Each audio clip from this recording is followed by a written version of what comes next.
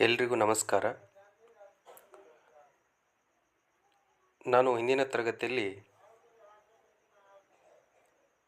ತಮಗೆ ಅರ್ಥಶಾಸ್ತ್ರ ವಿಷಯಕ್ಕೆ ಸಂಬಂಧಪಟ್ಟಂಗೆ ಪದವಿ ಪೂರ್ವ ಶಿಕ್ಷಣ ಇಲಾಖೆ ಪ್ರಕಟಪಡಿಸಿರುವ 2025-26ನೇ ಸಾಲಿನ ನೀಲನಕ್ಷೆಯ ವಿವರಣೆಯನ್ನು 2 ಭಾಗಗಳಾಗಿ ವಿಂಗಡಿಸಿ ತಮಗೆ ವಿವರಿಸಿದ್ದೇನೆ. ಅದು ಎಲ್ಲ ವಿದ್ಯಾರ್ಥಿಗಳಿಗೆ ಹೆಲ್ಪ್ ಆಗಿದೆ ಅಂತ ಅಂದ್ಕೊಳ್ತೀನಿ. ಇವಾಗ ಅರ್ಥಶಾಸ್ತ್ರ ದ್ವಿತೀಯ PUC ಅರ್ಥಶಾಸ್ತ್ರ ವಿಷಯದ ಬಹು ಆಯ್ಕೆ ಪ್ರಶ್ನೆಗಳಿಗೆ ಸಂಬಂಧಪಟ್ಟಂತೆ ಸುಮಾರು 11 ಅಧ್ಯಾಯಗಳಲ್ಲಿ ಒಟ್ಟು 74 ಬಹು ಆಯ್ಕೆ ಪ್ರಶ್ನೆಗಳು ಇರೋದು ತಮಗೆಲ್ಲ ಗೊತ್ತಿದೆ. ಸೊ ಈ ಒಂದು 74 ಪ್ರಶ್ನೆಗಳಲ್ಲಿ ಪರೀಕ್ಷೆಯಲ್ಲಿ ಕೇವಲ 5 ಪ್ರಶ್ನೆಗಳು ನಿಮಗೆ ಕೇಳ್ತಾರೆ. ಅದಕ್ಕೆ ಉತ್ತರಗಳು ಕೂಡ ಅದರಲ್ಲೇ ಇರೋದ್ರಿಂದ ನಿಮಗೆ ಸ್ವಲ್ಪ ಮನೆಯಲ್ಲಿ ಪ್ರಾಕ್ಟೀಸ್ ಮಾಡಿದ್ರೆ ಆ ಒಂದು ಪ್ರಶ್ನೆಗಳಿಗೆ ಉತ್ತರಿಸ್ಬೋದು. ಹಾಗಾದರೆ ಒಂದೊಂದು ಪ್ರಶ್ನೆಯನ್ನು ನಾವು ನೋಡ್ತಾ ಬರೋಣ. ಒಂದೇ ಪ್ರಶ್ನೆ, ಒಂದು ಆರ್ಥಿಕತೆಯ ಕೊರತೆಯ ಸಂಪನ್ಮೂಲಗಳು. ಅಲ್ಲಿ 4 ಆಯ್ಕೆಗಳನ್ನು ಕೊಟ್ಟಿದ್ದಾರೆ. ಒಂದು ಆರ್ಥಿಕತೆಯ ಕೊರತೆಯ ಸಂಪನ್ಮೂಲಗಳು ಏನಾಗಿರ್ತವೆ? ಸ್ಪರ್ಧಾತ್ಮಕ ಬಳಕೆಯನ್ನು ಹೊಂದಿವೆ, ಅಪರಿಮಿತ ಬಳಕೆಯನ್ನು ಹೊಂದಿವೆ, ಏಕ ಬಳಕೆಯನ್ನು ಹೊಂದಿವೆ, ಮೇಲಿನ ಯಾವುದೂ ಅಲ್ಲ. ಸೊ ಇದರಲ್ಲಿ ಸರಿಯಾದ ಉತ್ತರ ಯಾವುದು ಅಂತಂದರೆ, ಒಂದು ಆರ್ಥಿಕತೆಯ ಕೊರತೆಯ ಸಂಪನ್ಮೂಲಗಳು ಸ್ಪರ್ಧಾತ್ಮಕ ಬಳಕೆಯನ್ನು ಹೊಂದಿವೆ. 1 ಅಂಕ ಬಂದುಬಿಡ್ತದೆ ಒಂದು ವೇಳೆ ಎಕ್ಸಾಮ್ನಲ್ಲಿ ಈ ಪ್ರಶ್ನೆ ಕೇಳಿದ್ರೆ. ನೆಕ್ಸ್ಟ್ 2ನೇ ಪ್ರಶ್ನೆ, ಈ ಕೆಳಗಿನ ಯಾವುದು ಸೂಕ್ಷ್ಮ ಅರ್ಥಶಾಸ್ತ್ರದ ಉದಾಹರಣೆಯಾಗಿದೆ? ತಮಗೆ ಸೂಕ್ಷ್ಮ ಅರ್ಥಶಾಸ್ತ್ರ ಅಂದರೆ ಏನು ಅಂತ ಆಲ್ರೆಡಿ ಗೊತ್ತಿದೆ.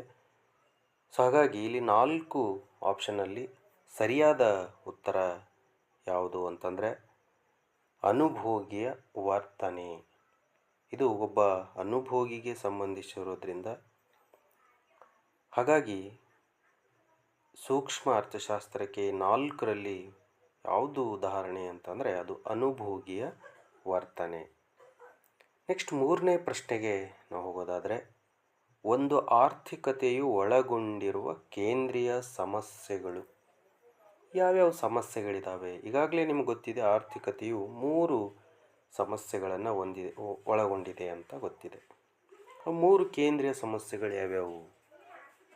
ಏನನ್ನು ಉತ್ಪಾದಿಸಬೇಕು, ಹೇಗೆ ಉತ್ಪಾದಿಸಬೇಕು, ಯಾರಿಗಾಗಿ ಉತ್ಪಾದಿಸಬೇಕು. ಇಲ್ಲಿ 3 ಕೂಡ ಕೊಟ್ಟಿದ್ದಾರೆ. ಹಾಗಾದರೆ 3ಕ್ಕೂ ಟಿಕ್ ಹಾಕಬೇಕಾ? ಇಲ್ಲ. ಅಲ್ಲಿ ಇನ್ನೊಂದು ಆಪ್ಷನ್ ಇದೆ, ಮೇಲಿನ ಎಲ್ಲವೂ ಹೌದು. ಹಾಗಾದರೆ ಸರಿಯಾದ ಉತ್ತರ ಯಾವುದು ಅಂತಂದರೆ ಮೇಲಿನ ಎಲ್ಲವೂ ಹೌದು. ಇನ್ನು ನೆಕ್ಸ್ಟ್ ಪ್ರಶ್ನೆಗೆ ಹೋಗೋಣ. ಸಾಂಪ್ರದಾಯಿಕವಾಗಿ ಅರ್ಥಶಾಸ್ತ್ರದ ವಿಷಯ ವಸ್ತುವನ್ನು 2 ವಿಶಾಲ ವಿಭಾಗಗಳಲ್ಲಿ ಅಧ್ಯಯನ ಮಾಡಲಾಗಿದೆ.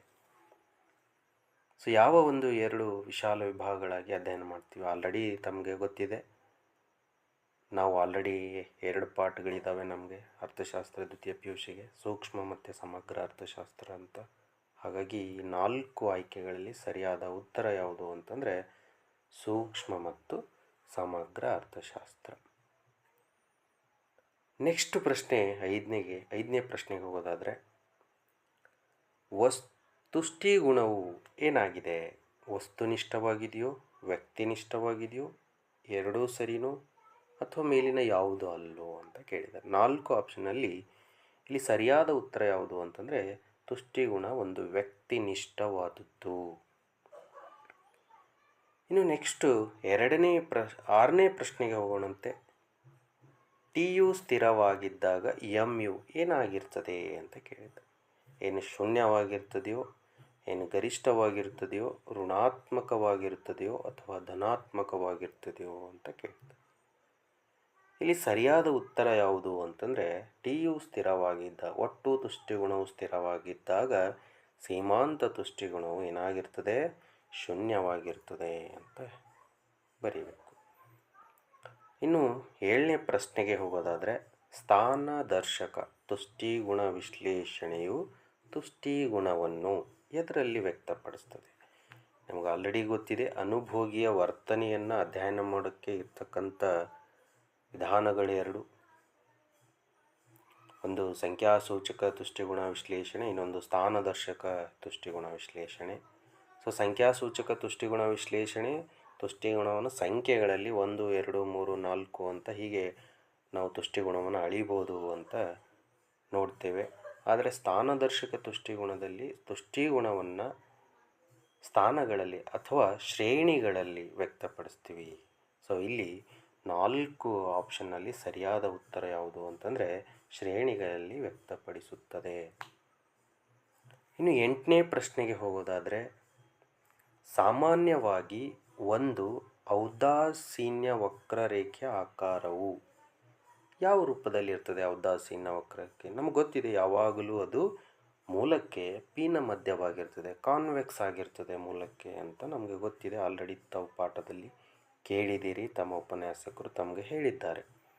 ಸೊ ಹಾಗಾಗಿ ಸರಿಯಾದ ಉತ್ತರ ಯಾವುದು ಅಂತಂದರೆ ಮೂಲಕ್ಕೆ ಪಿನ ಮಧ್ಯವಾಗಿರುತ್ತದೆ. ಇನ್ನು ನೆಕ್ಸ್ಟು 9ನೇ ಪ್ರಶ್ನೆಗೆ ಹೋಗೋದಾದರೆ, ಅನುಭೋಗಿಯ ಆದಾಯಕ್ಕೆ ಲಭ್ಯವಿರುವ ಸಂಯೋಜನೆಗಳು ಇವುಗಳನ್ನು ಅವಲಂಬಿಸಿದೆ. ಸೊ ಅನುಭೋಗಿಯ ಆದಾಯಕ್ಕೆ ಲಭ್ಯವಿರ್ತಕ್ಕಂಥ ಸಂಯೋಜನೆಗಳು ಏನನ್ನು ಅವಲಂಬಿಸಿದೆ ಅಂತಂದರೆ ಬಣ್ಣ ಮತ್ತು ಆಕಾರ, ಬೆಲೆ ಮತ್ತು ಆದಾಯ, ಆದಾಯ ಮತ್ತು ಗುಣಮಟ್ಟ, ಮೇಲಿನ ಯಾವುದು. ಸೊ ಇದು ಸರಿಯಾದ ಉತ್ತರ ಯಾವುದು ಅಂತಂದರೆ ಬೆಲೆ ಮತ್ತು ಆದಾಯವನ್ನು ಅವಲಂಬಿಸಿರ್ತದೆ. ನೆಕ್ಸ್ಟು 10ನೇ ಪ್ರಶ್ನೆಗೆ ಹೋಗೋದಾದರೆ, ಬಜೆಟ್ ರೇಖೆಯ ಸಮೀಕರಣ. ಈಗಾಗಲೇ ತಮಗೆ ಗೊತ್ತಿದೆ ಬಜೆಟ್ ರೇಖೆಯ ಸಮೀಕರಣ ಈ 4 ಆಪ್ಷನ್ನಲ್ಲಿ. ಸೊ ಇಲ್ಲಿ 4 ABCD ಅಂತ ಕೊಟ್ಟಿದ್ದಾರೆ. 4ರಲ್ಲಿ ತಮಗೆ ಆಲ್ರೆಡಿ ಗೊತ್ತಿದೆ ಬಜೆಟ್ ರೇಖೆಯ ಸಮೀಕರಣ ಏನು. P1x1 + P2x2 = M ಅಂತ ಇದೆ. ಸೊ ಇದು ಬಜೆಟ್ ರೇಖೆಯ ಸಮೀಕರಣ. ಈ 4 ಆಪ್ಷನ್ನಲ್ಲಿ ಸರಿಯಾದ ಉತ್ತರ ಯಾವುದು? ಎಲ್ಲಿದೆ? P1x1 + P2x2 = M ಇದೆ ಅಂದರೆ ಸಿ ಸರಿಯಾದ ಉತ್ತರ ಅಂತ ನಾವು ಹೇಳ್ಬೋದು.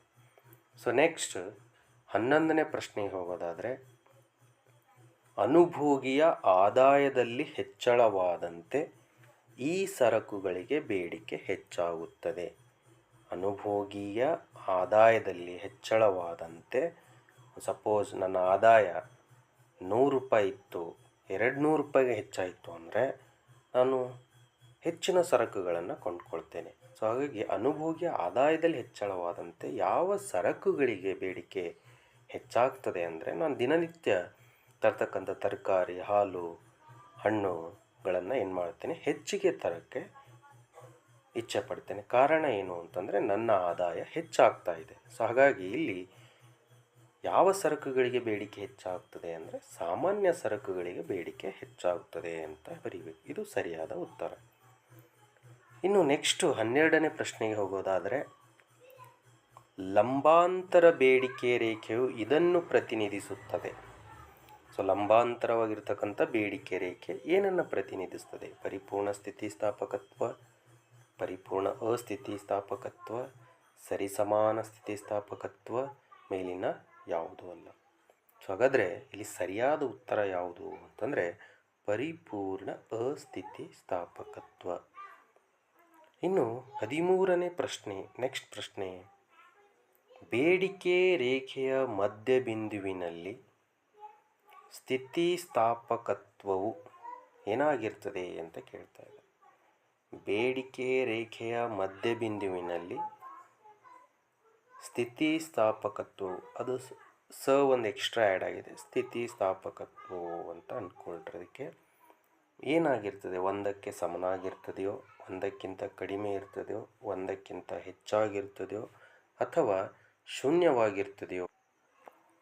ಏನಾಗಿರ್ತದೆ? ಸ್ಥಿತಿಸ್ಥಾಪಕತ್ವವು 1ಕ್ಕೆ ಸಮನಾಗಿರುತ್ತದೆ ಅಂತ.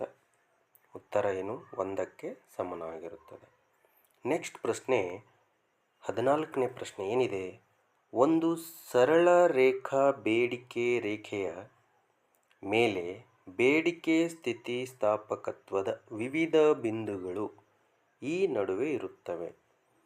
ಒಂದು ಸರಳ ರೇಖಾ ಬೇಡಿಕೆ ರೇಖೆಯ ಮೇಲೆ ಇರ್ತಕ್ಕಂಥ ಬೇಡಿಕೆ ಸ್ಥಿತಿ ಸ್ಥಾಪಕತ್ವದ ವಿವಿಧ ಬಿಂದುಗಳು ಎದರ ಮಧ್ಯೆ ಇರ್ತದೆ? 0ದಿಂದ ಅನಂತವಾಗಿರ್ತದೆಯೋ, 1 ಮತ್ತು 10ರ ಮಧ್ಯೆ ಇರ್ತದೆಯೋ, 10 ಮತ್ತು 100, 5 ಮತ್ತು 10. ಸೊ ಇಲ್ಲಿ ಸರಿಯಾದ ಉತ್ತರ ಯಾವುದು ಅಂತಂದರೆ 0 ಮತ್ತು ಅನಂತ ಅಂತ ನಾವು ಕರಿತೀವಿ. ಈ ನಡುವೆ ಇರ್ತದೆ, 0 ಮತ್ತು ಅನಂತದ ನಡುವೆ ಇರ್ತದೆ. ನೆಕ್ಸ್ಟ್ ಪ್ರಶ್ನೆಗೆ ಹೋಗೋಣ. 15ನೇ ಪ್ರಶ್ನೆಗೆ, ಆದಾನಗಳು ಮತ್ತು ಉತ್ಪನ್ನದ ನಡುವಿನ ಕ್ರಿಯಾವಲಂಬಿ ಸಂಬಂಧವನ್ನು ಹೀಗೆಂದು ಕರೆಯುತ್ತೇವೆ. ಆದಾನಗಳು ಮತ್ತು ಉತ್ಪನ್ನದ ನಡುವಿನ ಕ್ರಿಯಾವಲಂಬಿ ಸಂಬಂಧವನ್ನು ಹೀಗೆಂದು ಕರೆಯುತ್ತೇವೆ. ಇಲ್ಲಿ 4 ಆಪ್ಷನ್ ಇದ್ದೇವೆ: ಅನುಭೋಗ ಬಿಂಬಕ, ಉತ್ಪಾದನಾ ಬಿಂಬಕ, ಉಳಿತಾಯ ಬಿಂಬಕ, ಹೂಡಿಕೆ ಬಿಂಬಕ. ಇಲ್ಲಿ ಸರಿಯಾದ ಉತ್ತರ ಆದಾನಗಳು ಮತ್ತು ಉತ್ಪನ್ನದ ನಡುವಿನ ಕ್ರಿಯಾವಲಂಬಿ ಸಂಬಂಧ ಅಂದರೆ ಅದು ಉತ್ಪಾದನಾ ಬಿಂಬಕ ಅಂತ ನಾವು ಕರಿತೀವಿ. ಸರಿಯಾದ ಉತ್ತರ ಬಿ.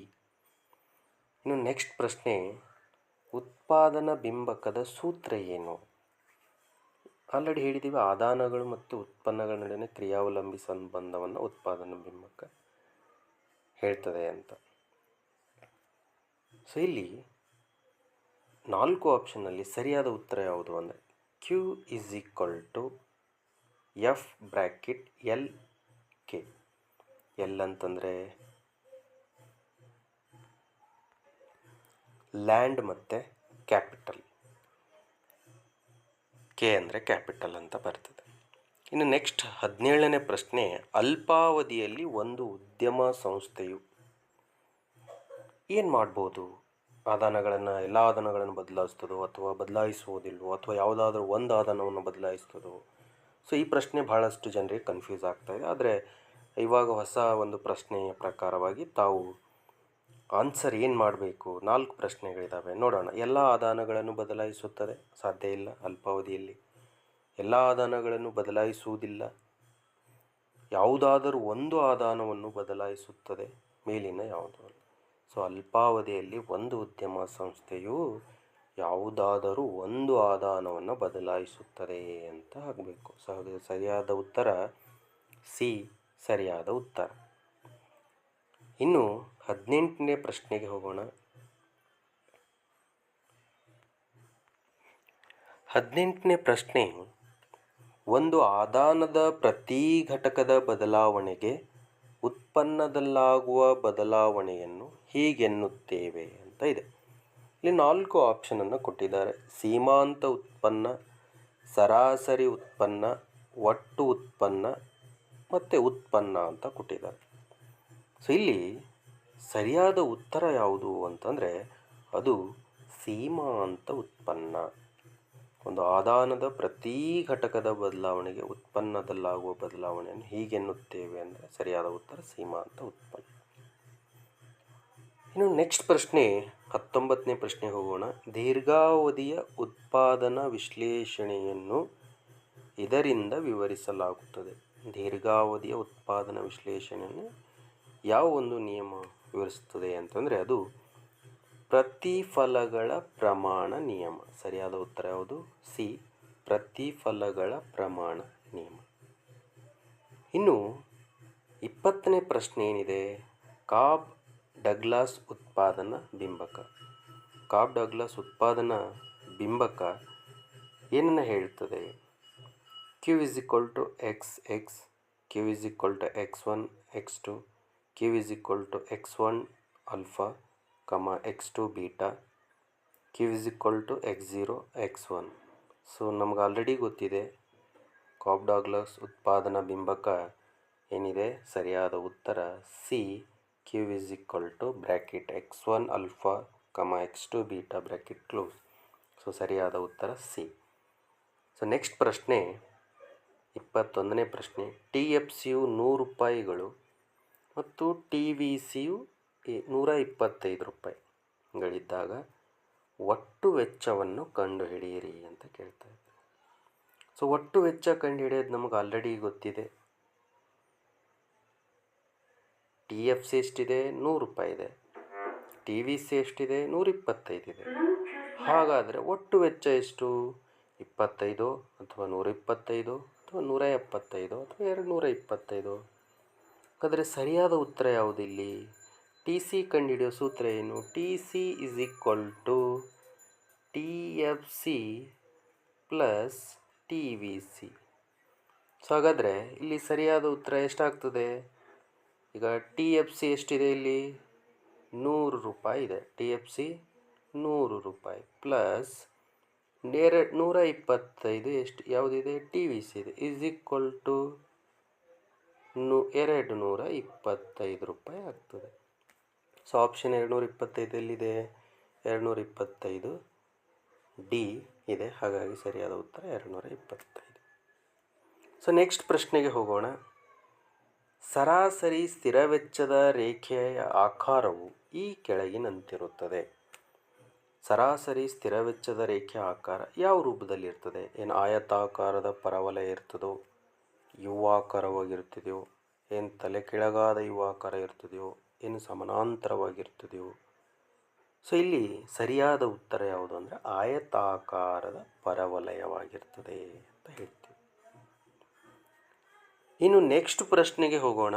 23ನೇ ಪ್ರಶ್ನೆ.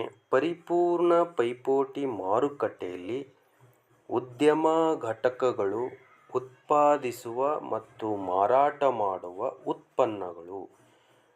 ಪರ್ಫೆಕ್ಟ್ ಕಾಂಪಿಟೇಟಿವ್ ಮಾರ್ಕೆಟ್ನಲ್ಲಿ ಉದ್ಯಮ ಘಟಕಗಳು ಉತ್ಪಾದಿಸ್ತಕ್ಕಂಥ ಮತ್ತು ಮಾರಾಟ ಮಾಡ್ತಕ್ಕಂಥ ಉತ್ಪನ್ನಗಳು ಏನು ವೈವಿಧ್ಯಮಯವಾಗಿರ್ತವೆಯೋ, ಏನು ಏಕರೂಪವಾಗಿರ್ತವೆಯೋ, ಏನು ವಿಲಾಸಿ ಸರಕುಗಳಾಗಿರ್ತವೆಯೋ ಅಥವಾ ಅವಶ್ಯಕ ಸರಕುಗಳಾಗಿರ್ತವೆಯೋ ಅಂತ ಕೇಳ್ತಾ ಇದ್ದಾರೆ. 4 ಆಪ್ಷನಲ್ಲಿ ಕೊಟ್ಟಿದ್ದಾರೆ. ಇಲ್ಲಿ ಸರಿಯಾದ ಉತ್ತರ ಏನು ಅಂತಂದರೆ ಹೋಮೋಜಿನಿಯಸ್ ಪ್ರಾಡಕ್ಟ್ ಇರ್ತದೆ ಪರಿಪೂರ್ಣ ಪೈಪೋಟಿ ಮಾರುಕಟ್ಟೆಯಲ್ಲಿ ಅಂತ ನಮ್ಗೆ ಆಲ್ರೆಡಿ ಗೊತ್ತಿದೆ. ಹಾಗಾದರೆ ಸರಿಯಾದ ಉತ್ತರ ಯಾವುದು? ಏಕರೂಪವಾಗಿರ್ತವೆ ಅಂತ ನಾವು ಆಗಬೇಕು. ಸೊ ಹಾಗಾಗಿ ಈ 23 ಪ್ರಶ್ನೆಗಳನ್ನು ನಾವು ನೋಡಿದ್ವಿ. ಟೋಟಲ್ ಆಗಿ ನಮಗೆ 74 ಪ್ರಶ್ನೆಗಳಿದ್ದಾವೆ. ಆ 74 ಪ್ರಶ್ನೆಗಳನ್ನು ತಾವು ಮನೆಯಲ್ಲಿ ಪ್ರಾಕ್ಟೀಸ್ ಮಾಡಿದ್ದೆ ಆದಲ್ಲಿ ಆರಾಮಾಗಿ 5 ಪ್ರಶ್ನೆಗಳಿಗೆ ಉತ್ತರಿಸ್ಬೋದು, 101%. ಹಾಗಾಗಿ ಉಳಿದ ಪ್ರಶ್ನೆಗಳಿಗೆ ಮುಂದಿನ ಭಾಗದಲ್ಲಿ ಉತ್ತರಗಳನ್ನು ನೋಡೋಣ. ಎಲ್ರಿಗೂ ಪರೀಕ್ಷೆ ಶುಭವಾಗಲಿ ಅಂತ ಹಾರೈಸ್ತೇನೆ. ಚೆನ್ನಾಗಿ ಅಭ್ಯಾಸ ಮಾಡಿ ಮುಂದಿನ ಭಾಗದಲ್ಲಿ ಮುಂದಿನ ಪ್ರಶ್ನೆಗಳಿಗೆ ಉತ್ತರವನ್ನು ನೋಡೋಣಂತ. ಎಲ್ಲರಿಗೂ ಧನ್ಯವಾದಗಳು.